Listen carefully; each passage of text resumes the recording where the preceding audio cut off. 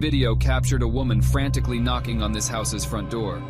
As she continues to do so, she can be seen constantly looking behind her. And that's when you realize why.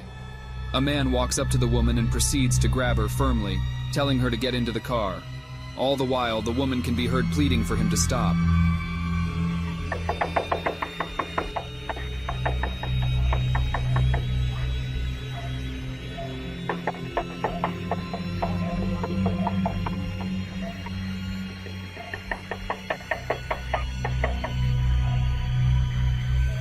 Please, no, please.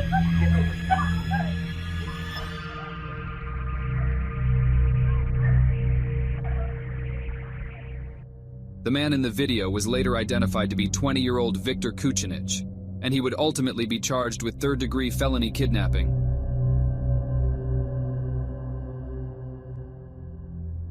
This Ring doorbell starts off showing the house owner simply doing her laundry, though before she can even enter the laundry room, she can be seen pausing, and the audio from the clip makes it clear as to why.